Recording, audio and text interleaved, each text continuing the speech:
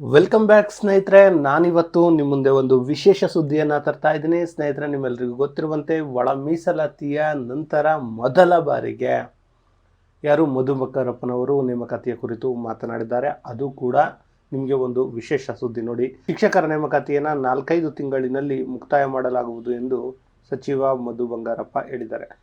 ಅಂದರೆ ಅವ್ರು ಹೇಳಿದ್ದಾರೆ, ಏನೆಲ್ಲ ಹೇಳಿದ್ದಾರೆ ಅದೆಲ್ಲವನ್ನು ನಿಮ್ಮ ಮುಂದೆ ಇಡುವಂಥ ಕೆಲಸವನ್ನು ಮಾಡ್ತಿದ್ದೀನಿ. ಕೆಲವರು ಹೇಳ್ಬೋದು, ನೀವು ಮಧು ಬಂಗಾರಪ್ಪನವನ ಕಾಲು, ಕೈ, ಬಕೀಟು, ಡ್ರಮ್ ಅದೆಲ್ಲ ಬೇಕಿಲ್ಲ ಸ್ನೇಹಿತರೆ. ನಾನು ಹೇಳ್ತಿರೋದು ಇಷ್ಟೇ, ನಿಮ್ಮನ್ನು ಮೋಟಿವೇಟ್ ಮಾಡಬೇಕು. ಓದ್ತಾ ಇರೋ ಹುಡುಗರಿಗೆ ಕೆಲವೊಂದು ಇನ್ಫಾರ್ಮೇಷನನ್ನು ಕೊಟ್ಟರೆ ಅವರು ಮತ್ತಷ್ಟು ಓದ್ತಾರೆ, ಮತ್ತಷ್ಟು ಏನು ಅಭ್ಯಾಸ ಚೆನ್ನಾಗಾದರೆ ಎಕ್ಸಾಮಲ್ಲಿ ಪಾಸ್ ಆಗ್ತೀರಾ ಎನ್ನುವಂಥ ಕಾರಣಕ್ಕೆ ಇನ್ನು ಕೆಲವರು ಮಾಡ್ತಾರೆ ಮೆಸೇಜನ್ನು, ಅದು ಇದು ಅಂತ. ಅದಕ್ಕೆ ತಲೆ ನಾನು ಕೆಡಿಸ್ಕೊಳ್ಳೋದೇ ಇಲ್ಲ. ಓಕೆ, ಇನ್ನು ಶಿಕ್ಷಣ ಸಚಿವರು ಏನು ಹೇಳಿದ್ದಾರೆ ನೋಡೋಣ. ಶಿಕ್ಷಣ ಸಚಿವ ಮಧು ಬಂಗಾರಪ್ಪ ಮಧು ಬಂಗಾರಪ್ಪ ಅವರು ಶಿಕ್ಷಕರ ನೇಮಕಾತಿಯ ಕುರಿತು ಪ್ರತಿಕ್ರಿಯಿಸಿದ್ದು, ಮುಂದಿನ 4 ದಿನಗಳಲ್ಲಿ 4 ತಿಂಗಳು, ನೋಡಿ ಇಲ್ಲೇ ದಿನಗಳು ಅಂತ ಮಾಡಿದ್ದಾರೆ, ಮುಂದಿನ 4 ದಿನಗಳಲ್ಲಿ ಮುಕ್ತ ಅಂತ ಹಾಕಿದ್ದಾರೆ. ಬಟ್ ಇಲ್ಲಿ ಮುಂದಿನ 4 ತಿಂಗಳಲ್ಲಿ ಮುಕ್ತಾಯಗೊಳ್ಳಲಿದೆ ಎನ್ನುವಂತಹ ಮಾತನ್ನು ಹೇಳಿರುವಂಥದ್ದು. ಅವ್ರು ದಿನಗಳಲ್ಲಿ ಅಂತ ಹಾಕಿದ್ದಾರೆ, ತಲೆಕೆಡಿಸ್ಕೋಬೇಡಿ. ನೋಡೋಣ. ಶಿಕ್ಷಕರ ನೇಮಕಾತಿಯನ್ನು 4-5 ತಿಂಗಳಿನಲ್ಲಿ ಮಾಡಲಾಗುವುದು ಎಂದು ಶಿಕ್ಷಣ ಸಚಿವ ಮಧು ಬಂಗಾರಪ್ಪ ಅವರು ತಿಳಿಸಿದರು. ಇಂದು ಅಂದರೆ ಇವತ್ತು ನಿನ್ನೆ ಶಿವಮೊಗ್ಗದ ತಮ್ಮ ಕಚೇರಿಯಲ್ಲಿ ಮಾಧ್ಯಮಗೋಷ್ಠಿಯಲ್ಲಿ ಮಾತನಾಡಿದ ಅವರು, ಒಳ ಮೀಸಲಾತಿ ಘೋಷಣೆಯಾದ ನಂತರ ಶುಕ್ರವಾರ ನೇಮಕಾತಿ ಕುರಿತು ಪ್ರಥಮ ಸಭೆ ನಡೆಯಲಾಯಿತು. ನಂತರ 2 ದಿನ ರಜೆ ಇತ್ತು, ಅವರು ಎಲ್ರಿಗೂ ಗೊತ್ತಿರುವಂಥದ್ದು. ಈಗ ಕೆಲಸದ ಮೊದಲ ದಿನವಾಗಿದೆ, ಅಂದರೆ ನಿನ್ನೆ ಒಳ ಮೀಸಲಾತಿಯ ಸಮಸ್ಯೆ ಬಗೆಹರಿದೆ. ಶಿಕ್ಷಕರ ನೇಮಕಾತಿಯ CET ಆದಷ್ಟು ಬೇಗ ಮಾಡುತ್ತೇವೆ ಎಂದರು. ಕಳೆದ ವರ್ಷ 6 ತಿಂಗಳ ಒಳಗೆಯೇ ಮಾಡಿ ಮುಗಿಸ್ಬೇಕು ಅಂದುಕೊಂಡಿದ್ದೆವು. ಈಗ ಒಳ ಮೀಸಲಾತಿ ಮುಗಿದಿದೆ, ಇನ್ನೇನು 4-5 ತಿಂಗಳಿನಲ್ಲಿ ಮಾಡಿ ಮುಗಿಸಬೇಕೆಂದು ತೀರ್ಮಾನಿಸಿದ್ದೇವೆ. ಜೂನ್ನಲ್ಲಿಯೇ ಶಿಕ್ಷಕರ ನೇಮಕಾತಿ ಆಗಬೇಕು ಅಥವಾ ಮಾಡಿಕೊಳ್ಬೇಕು ಅಂದ್ಕೊಂಡಿದ್ವಿ. ನಂತರ ಜುಲೈನಲ್ಲಿ ಅಂದುಕೊಂಡಿದ್ವಿ. 2-3 ತಿಂಗಳಲ್ಲಿ ಮ್ಯಾಜಿಕ್ ಮಾಡಲು ಆಗಲ್ಲ, ಆದಷ್ಟು ಬೇಗ ಮಾಡಿ ಮುಗಿಸುತ್ತೇವೆ ಎಂದು ಹೇಳಿದರು.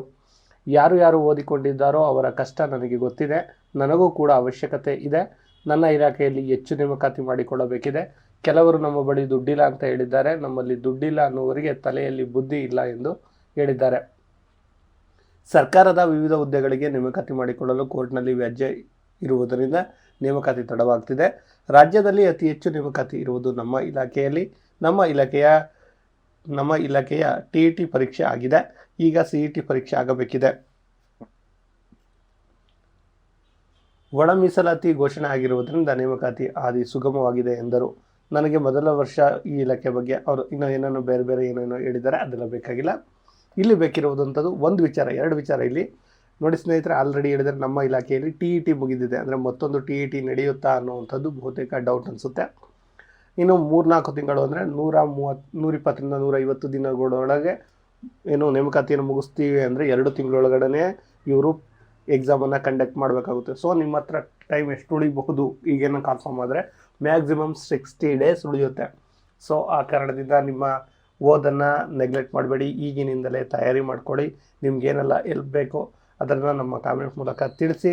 ನಮ್ಮಲ್ಲಿರುವಂಥ PDF ಬಗ್ಗೆಯೂ ನಿಮಗೆ ಮಾಹಿತಿಯನ್ನು ಕೊಟ್ಟಿದ್ದೇನೆ. ಅದಾದ ಮೇಲೆ ಯಾವುದಾದ್ರೂ ನೇಮಕಾತಿ ಇದರಲ್ಲಿ ಏನಾದರೂ ಸಮಸ್ಯೆ ಇದ್ದರೆ ಅದನ್ನು ಕೂಡ ಹೇಳಿ ಸ್ನೇಹಿತರೆ. ಈ ವಿಚಾರವನ್ನು ನಾನು ಇಲ್ಲಿ ತಿಳಿಸಿದ್ದೀನಿ. ಇದರ ಬಗ್ಗೆ ಈಗ ಬಂದುಬಿಡ್ತಾರೆ ಈಗ ಕಾಮೆಂಟಲ್ಲಿ ಬಂದುಬಿಟ್ಟು, ನೀನು ಶಿಕ್ಷಣ ಸಚಿವರ ಇವರು ಬರೀ ಶಿಕ್ಷಣ ಸಚಿವರು ಸುಳ್ಳು. ಶಿಕ್ಷಣ ಸಚಿವರು ಸುಳ್ಳು ಹೇಳ್ತಾರಪ್ಪ, ಅವರು ರಾಜಕಾರಣಿಗಳು, ಅವ್ರು ಹೇಳೋದೇ ಸುಳ್ಳು. ಅವರು ಜೀವನ ಇರೋದೇ ರಾಜಕೀಯದಲ್ಲಿ ಆಶ್ವಾಸನೆಗಳನ್ನು ಕೊಡೋದಕ್ಕೆ. ಬಟ್ ನಾವು ಒಂದು ಆಶ್ವಾಸನೆ ಕೊಡ್ತಾ ಒಂದು ಟೈಮಲ್ಲಿ ಹೇಳ್ಬಿಡ್ತಾರೆ ನಿಜಾನ.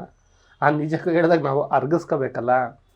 ಈಗ ನಮಗೆ ಬೇಕಿರೋದು ವಿದ್ಯಾರ್ಥಿಗಳಿಗೇನು ಮೋಟಿವೇಶನ್, ಮತ್ತು ಈಗ ಓದ್ತಾ ಇರುವಂಥವ್ರು ಕಂಟಿನ್ಯೂ ಮಾಡಬೇಕು. ಯಾಕಂದರೆ ಬಹುತೇಕ ಆಗೋ ಸಾಧ್ಯತೆಯೂ ಇದೆ.